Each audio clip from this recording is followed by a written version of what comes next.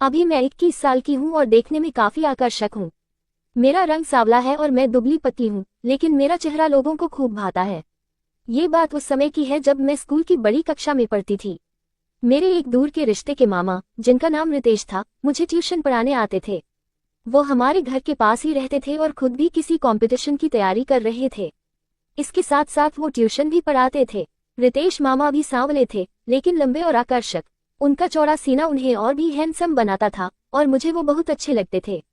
चूंकि उनका घर पास में था, वो मुझे पढ़ाने रात 8 बजे आते थे, जब बाकी बच्चों को पढ़ाकर फ्री हो जाते।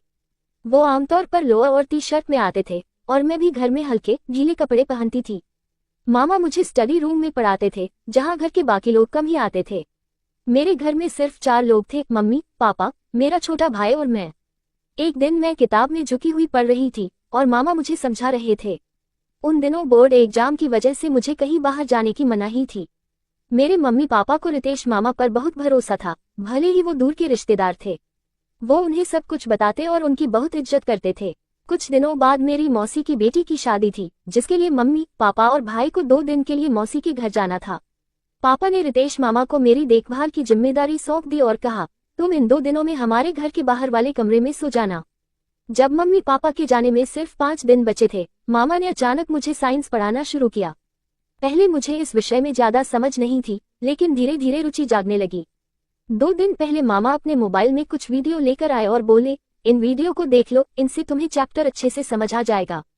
उन्होंने सारे वीडियो मेरे मोबाइल में भेज दिए और एक वीडियो चलाकर मुझे समझाया।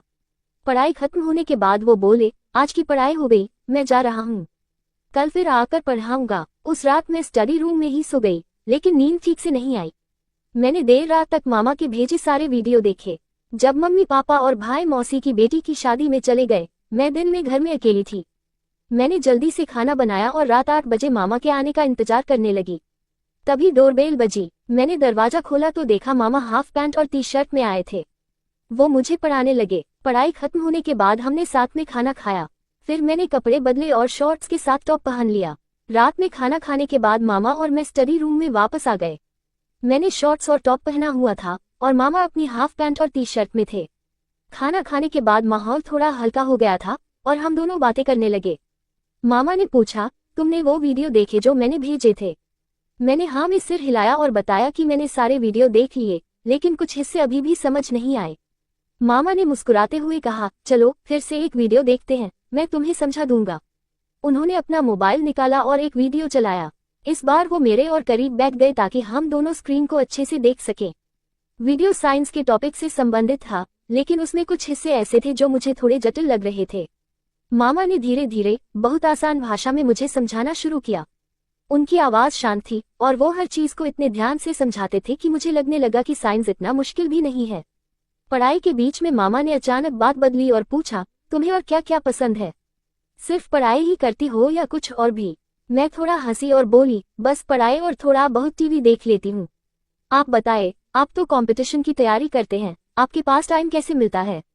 मामा ने हंसते हुए कहा, अरे टाइम तो निकालना पड़ता है, जिंदगी सिर्फ किताबों में नहीं जी जाती। फिर वो थोड़ा रुके और बोले, तुम बहुत समझदार हो और मेहनती भी। बोर्ड एग्जाम में अच्छे नंबर लाओगी, मुझे यकीन है। उनकी इस तारीफ से मुझे अच्छा लगा, लेकिन साथ ही थोड़ा अजीब भी, क्योंकि उनकी नजरें कुछ देर तक मुझ पर टिकी रहीं।